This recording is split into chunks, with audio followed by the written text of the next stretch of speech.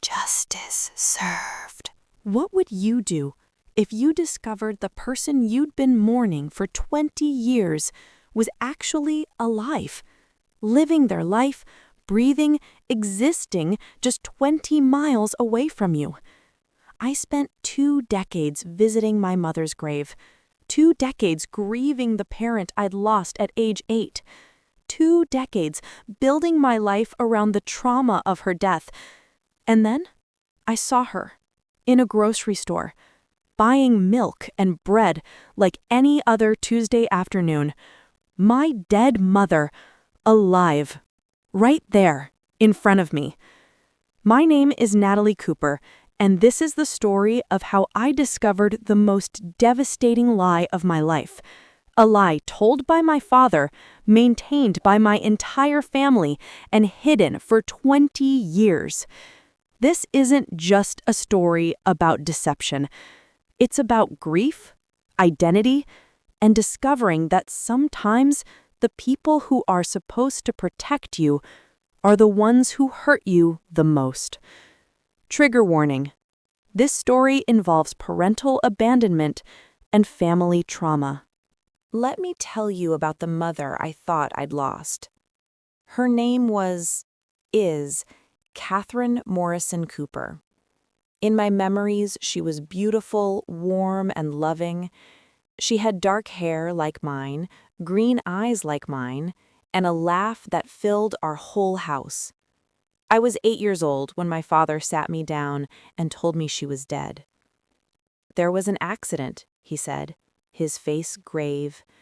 "Your mother, she didn't survive. I'm so sorry, sweetheart." I remember screaming. I remember my grandmother holding me while I cried. I remember my father's strained face at the funeral, a closed casket ceremony with family and friends mourning together. They buried her, or so I thought, in Riverside Cemetery. A beautiful headstone marked Catherine Morrison Cooper, beloved wife and mother, 1975 to 2008. I visited that grave for 20 years. Every birthday, every Mother's Day, every time I needed to feel close to her. I'd sit on the grass and talk to her, tell her about my life, cry over the things she'd missed. My father, Richard Cooper, raised me alone after that. He was a good dad, attentive, supportive, present. He worked as an engineer, made sure I had everything I needed, helped with homework, attended school events. But he never remarried, never dated, as far as I knew. He'd say he could never replace my mother, that she was the love of his life, that losing her had broken something in him. I believed every word. My paternal grandmother, Helen, helped raise me.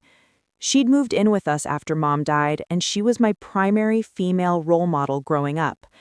She taught me to cook, helped me navigate adolescence, was there for all the moments my mother should have been there for. "Your mother would be so proud of you," she'd say whenever I achieved something. I built my entire identity around being the daughter of a dead mother. It shaped how I saw myself, how I related to loss, how I understood family. At school, I was the girl whose mom died.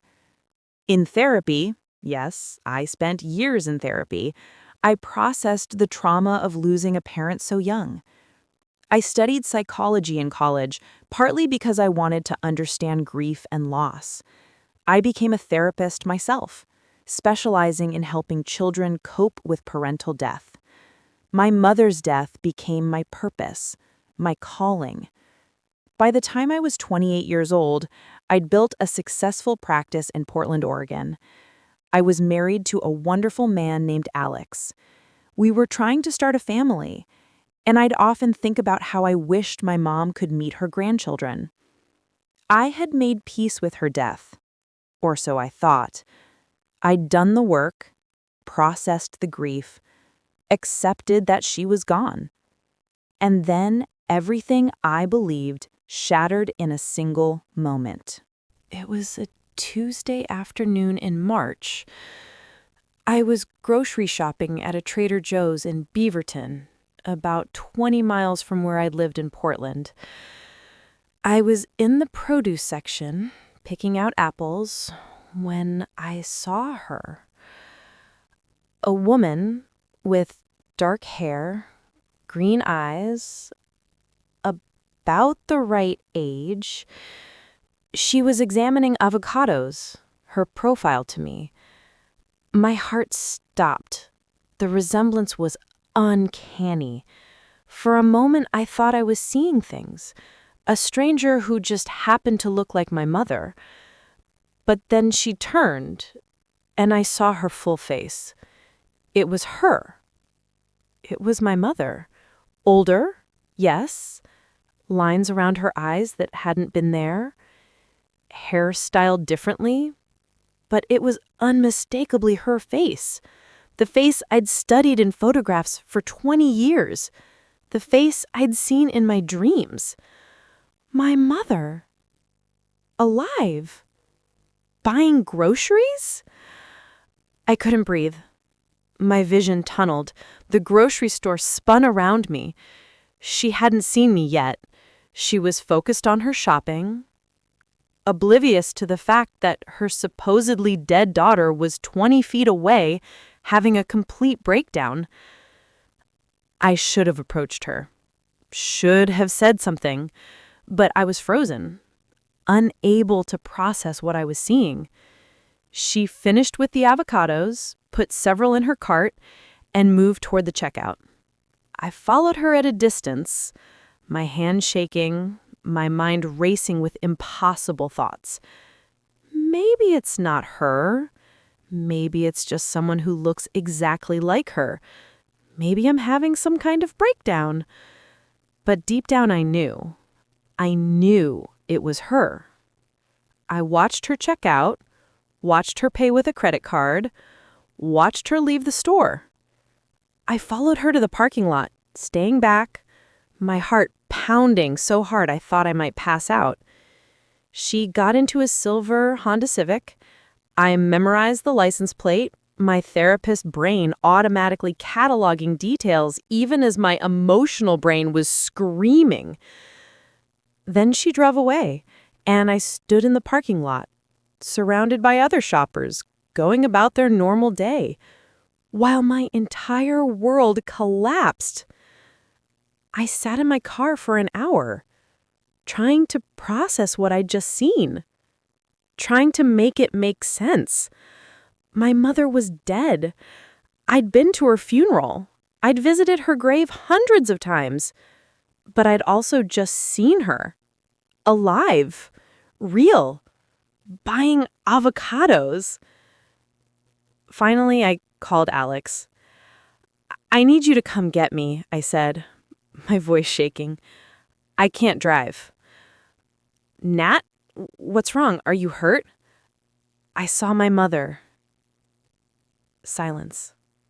Then, "What?" "I saw my mother. At Trader Joe's. She's alive, Alex. She's alive." Alex thought I'd had some kind of breakdown. He came to get me, drove me home, tried to be supportive while clearly thinking I'd experienced a grief-triggered hallucination. "Honey, grief can do strange things," he said gently.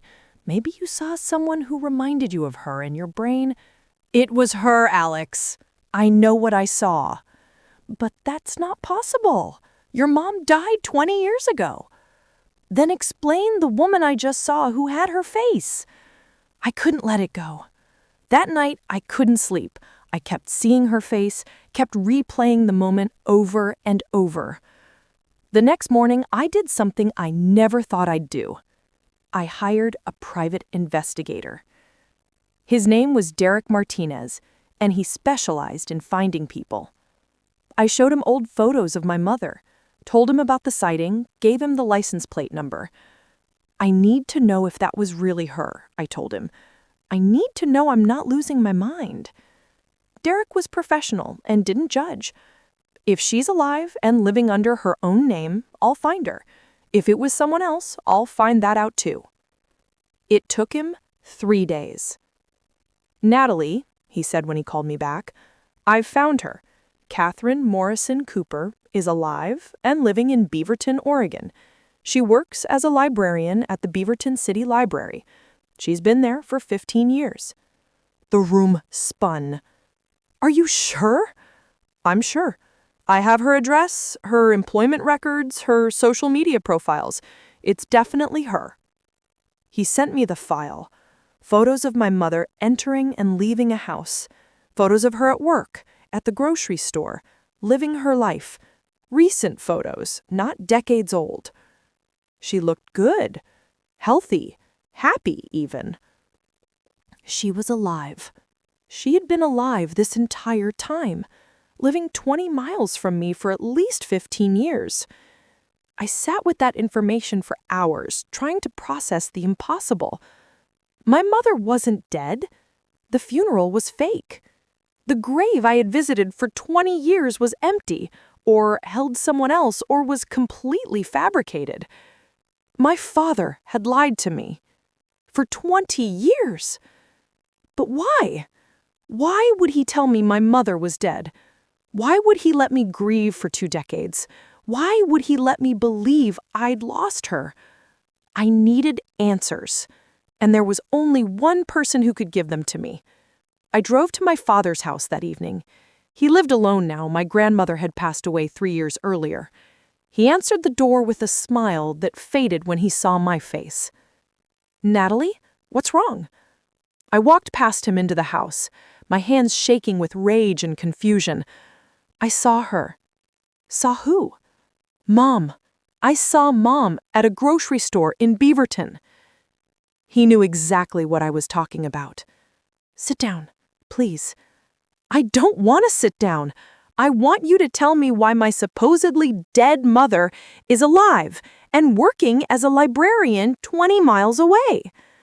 He closed his eyes, looking suddenly old and defeated. "How did you find out?" "So it's true. She's alive." "Yes, she's alive. And you let me think she was dead. For 20 years. You let me grieve. You let me visit an empty grave. You let me grow up without a mother when she was alive the whole time." My voice was rising, breaking. 20 years of grief were turning into rage. "Let me explain." "Explain what? Explain why you lied to me for 2 decades? Explain why you took my mother from me?" He sank into a chair, his face in his hands. "She left us, Natalie. She left when you were 8, and she didn't want to be a mother anymore. She didn't want you." The words hit me like a physical blow. My father told me everything that night, the whole horrible truth. My mother hadn't died in 2008. She'd left us. According to my father, she'd been unhappy in the marriage for years. She'd felt trapped by motherhood, by suburban life, by the expectations placed on her. She'd struggled with what we'd now call postpartum depression when I was born, but back then it wasn't well understood or treated. "She tried," my father said, his voice heavy with old pain. "She really tried to be happy, but she wasn't. And one day, she told me she couldn't do it anymore. She wanted out. She wanted to leave. So she just left? Just abandoned me? She said she wasn't meant to be a mother, that she loved you but couldn't be what you needed. She wanted a divorce and wanted to move away, start fresh somewhere else." "And you told me she was dead? That was your solution?" My father looked at me with tears in his eyes. "You were 8 years old, Natalie. How was I supposed to explain that your mother chose to leave you, that she didn't want to be in your life anymore? I was trying to protect you." "Protect me? You made me grieve for 20 years? You let me think she was dead?" "I thought it would be easier. Better to mourn someone who died than to live with the knowledge that your mother chose to abandon you. That's what your grandmother thought too. That's what the therapists we consulted recommended." I was shaking with rage. "You consulted therapists about lying to me?" "We consulted them about how to help you cope with your mother leaving. They suggested that sometimes, for a child that young, It's easier to process death than abandonment. So we staged the funeral. We told everyone she died. We created the narrative that would cause you the least psychological harm. The least harm? Dad, I've spent my entire adult life in therapy processing her death. I became a therapist because of her death. My entire identity is built around being a grieving daughter. I know. I'm sorry. We thought we were doing the right thing. Does she know? Does she know you told me she was dead? He nodded miserably. It was part of our agreement. She agreed to stay away, to never contact you. In exchange, I told her she was free to build a new life. We agreed she would never try to see you, and you would never know the truth. You made a deal with her. About me. Without asking me? You were 8 years old. I'm not 8 anymore. I haven't been 8 for 20 years. And in all that time, neither of you thought I deserved to know the truth? My father had no answer for that. He just sat there, looking broken and old, while I processed the magnitude of their betrayal. Where has she been all this time? She moved to Beatherton about 15 years ago. Before that, she was in Seattle. She got a degree in library science, rebuilt her life. She never remarried, never had other children. She just started over. 20 miles away? She's been 20 miles away for 15 years and you never told me? I didn't think you'd ever find out. I thought she'd stay away like she promised. Did Grandma know? Did Mom know she was alive? He nodded. She helped me with the plan. She thought it was the right thing to do. My grandmother, the woman who'd raised me, who'd told me countless times that my mother would be proud of me, had known the truth the entire time. She died 3 years ago, taking the lie to her grave. I felt betrayed on a level I didn't know was possible. Everyone I'd trusted had lied to me. Everyone had conspired to keep me from the truth. I want her address, I said, my voice cold. I'm going to talk to her. Natalie, maybe that's not a good idea. I don't care what you think is a good idea. You gave up the right to make decisions about my relationship with my mother 20 years ago. Give me her address. He did. And I left his house that night not sure if I'd ever be able to forgive him. I spent 2 days preparing myself before going to see her. 2 days processing the fact that my mother was alive, that she'd chosen to leave me, that everyone had lied. Alex tried to convince me to wait, to process more, maybe to reach out first rather than showing up unannounced, but I couldn't wait. I needed answers. On Thursday evening, I drove to the address my father had given me, a modest house in a quiet Beaverton neighborhood. Her silver Honda was in the driveway. I sat in my car for 20 minutes, building up courage. Then I walked to the front door and knocked. She answered, and when she saw me, her face went through a series of expressions: confusion, recognition, shock, and something that might have been fear. "Natalie," she whispered. "Hello, Mom. Or do you prefer I call you Catherine, since you've been dead for 20 years? She stepped back, her hand on the doorframe as if she needed support. "How did you—" "I saw you. At Trader Joe's. Buying avocados." Imagine my surprise, seeing my dead mother shopping for groceries. Oh, God. She looked like she might cry. "Natalie, Can I come in? Or are you going to close the door in my face? I mean, you've already abandoned me once, so I wouldn't be surprised." She flinched, but opened the door wider. "Please, come in." Her house was neat, filled with books, photos on the walls, but none of me. She'd built a life that didn't include me at all. We sat in her living room, and for a moment neither of us spoke.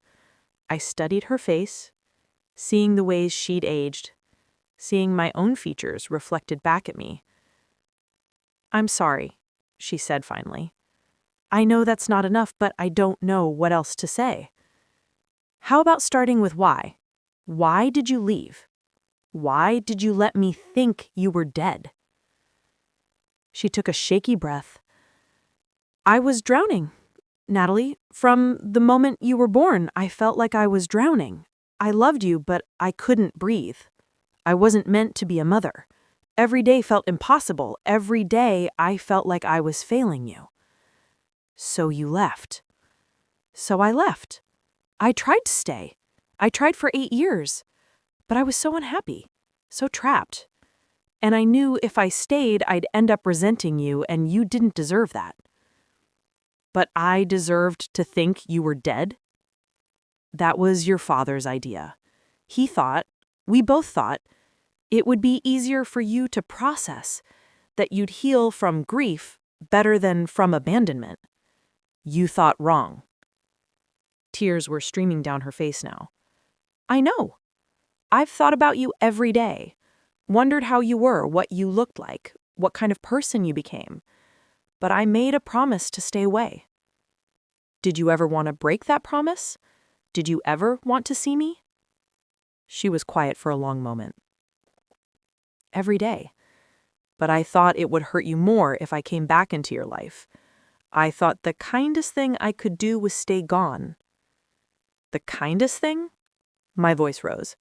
"The kindest thing would have been to be my mother. The kindest thing would have been to get help instead of abandoning your 8-year-old daughter. The kindest thing would have been to tell me the truth instead of letting me grieve for 20 years. "I know. You're right. I made terrible choices. I was selfish and weak, and you paid the price." We sat in awful silence.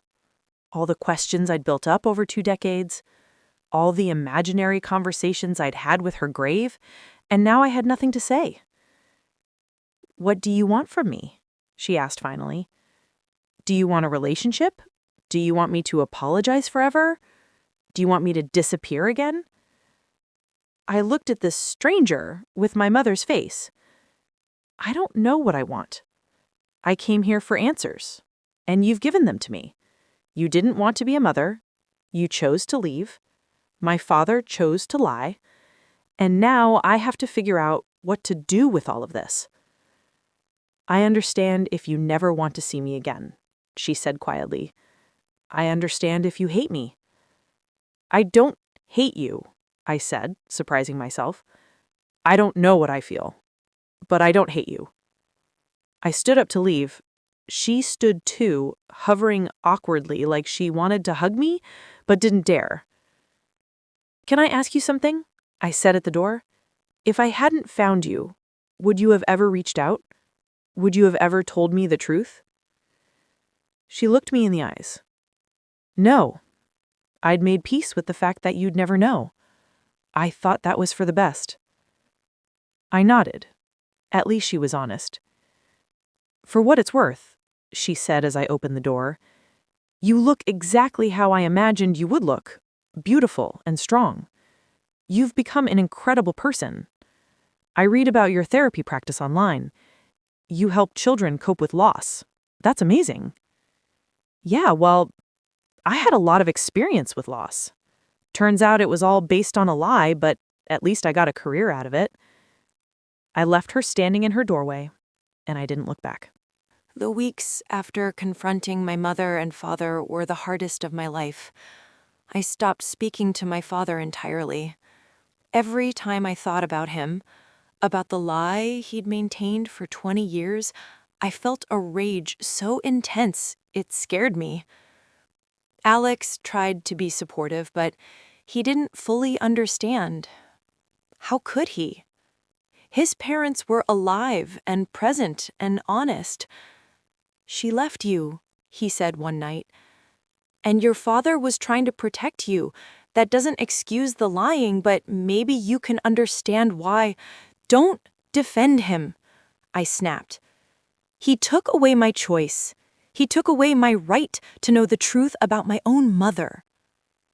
I went back into therapy, this time as a client, not a therapist. I needed help processing the fact that my entire life story had been rewritten. My therapist, Dr. Sarah Kim, helped me work through the layers of betrayal. "You're grieving again," she said, "but this time you're grieving the mother you thought you knew, grieving the father you thought you could trust, and grieving the version of yourself that was built on those lies." She was right. I was grieving multiple losses all at once. I also had to confront what this meant for my career. I'd built my entire therapeutic practice around helping children with parental loss. How could I do that when my own story of loss was a fabrication? "Your experience is still valid," Dr. Kim reminded me. "You experienced the grief of losing a parent, even if the circumstances weren't what you thought. That grief was real." But it felt tainted now. Everything felt tainted. I visited my mother's grave one last time, stood in front of that headstone with her name and dates carved into stone. It was all fake. A prop in an elaborate lie. I felt stupid for all the times I'd come here, all the conversations I'd had with a corpse that didn't exist. Slowly, painfully, I started to rebuild my sense of self, to figure out who Natalie Cooper was when she wasn't defined by being a motherless daughter. About 2 months after the revelation, my mother reached out via email. Subject line, "No pressure, just reaching out." She wrote that she understood I probably didn't want contact, but she wanted me to know she was there if I ever wanted to talk. She gave me her phone number and said she'd respect whatever boundaries I set. I didn't respond for 3 weeks. Then I sent a short reply. "I'm not ready for a relationship, but I'm not ruling it out forever. I need time." She wrote back, "Take all the time you need." My relationship with my father was more complicated. He was still my dad, the man who'd raised me, supported me, been there for every important moment. But he'd lied to me for 20 years. 3 months after everything came out, he showed up at my house. Alex let him in, and we sat awkwardly in our living room. "I know you don't want to see me, but I need you to know how sorry I am.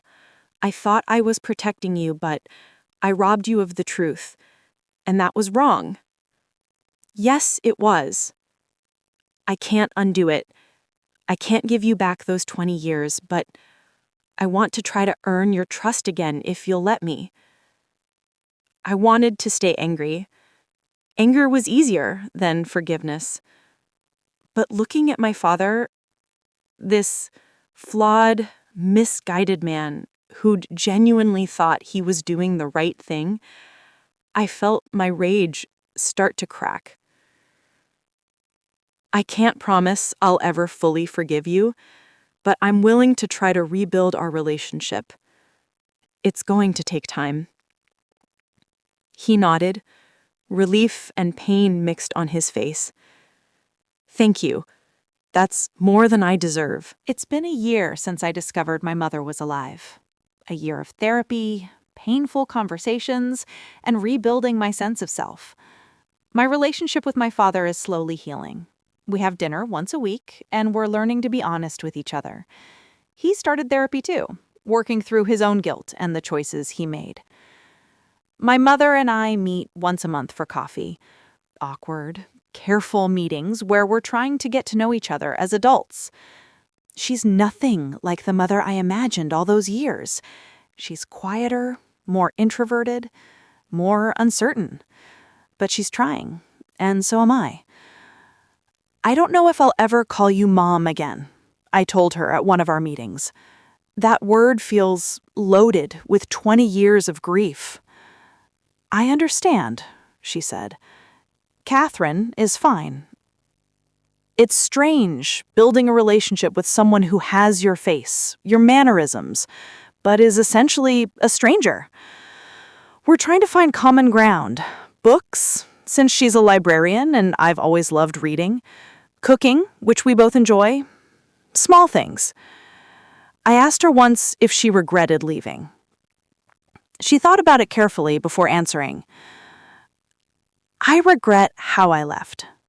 I regret the pain I caused. I regret that I wasn't strong enough to get help instead of running away. But do I regret that I left? I don't know. I think I would have been a terrible mother if I'd stayed. You deserved better than the person I was back then. It wasn't the answer I wanted, but it was honest. My career has shifted. I still work with children dealing with loss, but now I also specialize in helping families process complicated truths: parental abandonment, family secrets, the aftermath of major lies. Turn your pain into purpose, Dr. Kim told me. And I'm trying. Alex and I decided to postpone having children. I need to fully process my own parental issues before becoming a parent myself. He understands, even though I know he's eager to start a family. We'll get there. When you're ready. I've also started writing about my experience. A blog at first, then an article for a psychology journal about the long-term effects of familial deception. The response has been overwhelming.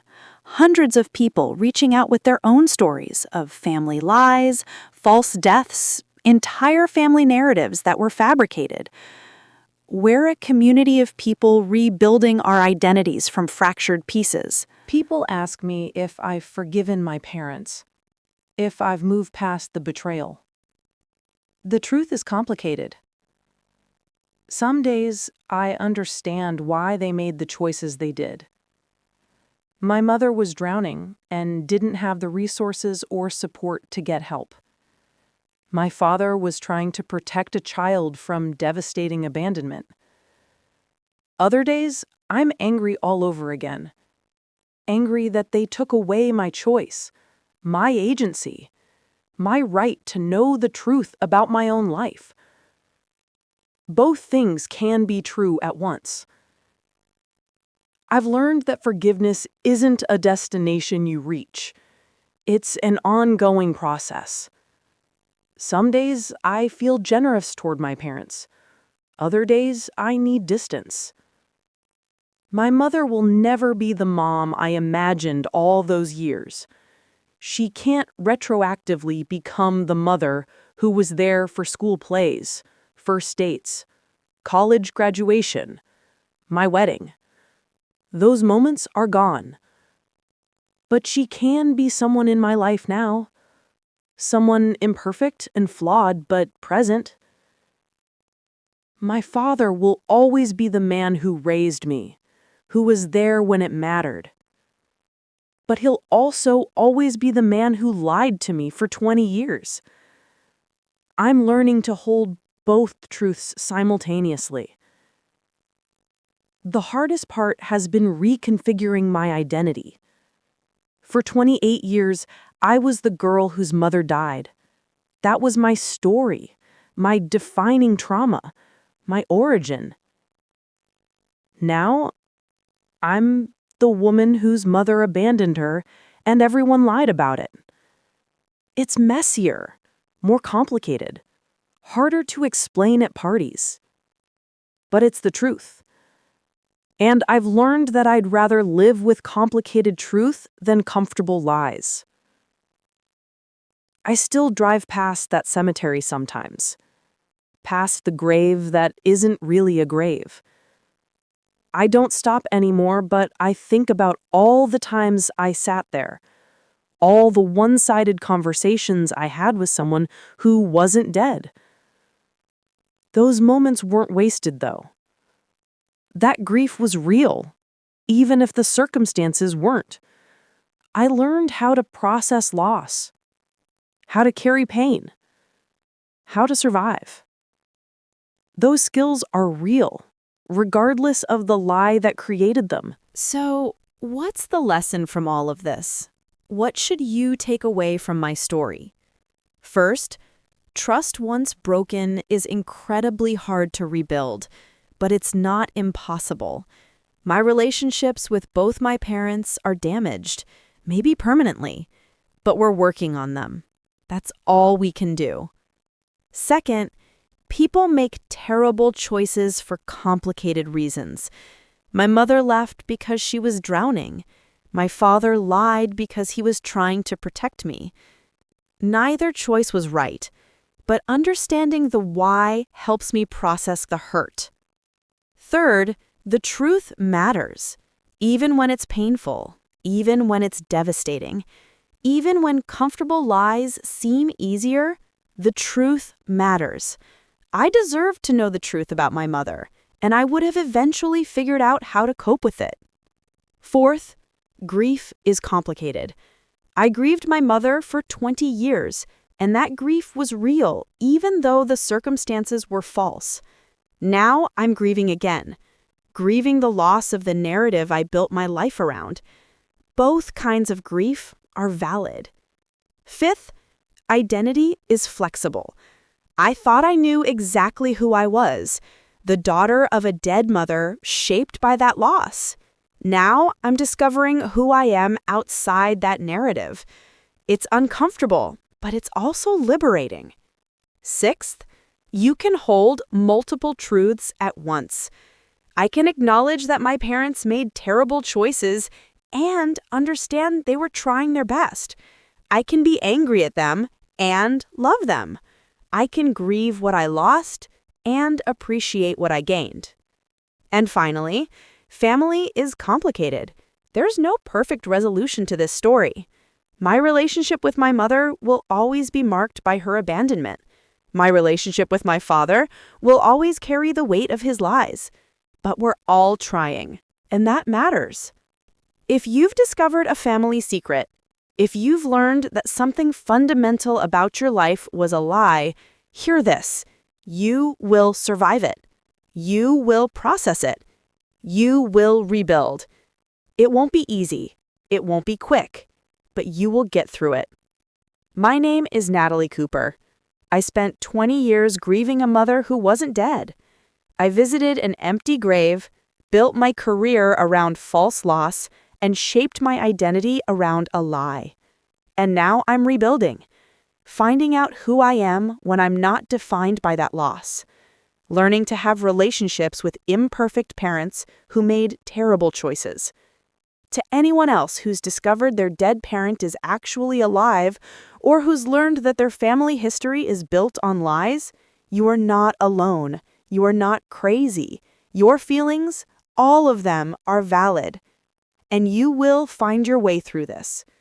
The truth is painful, but it's better than living in a lie, even when that lie was meant to protect you.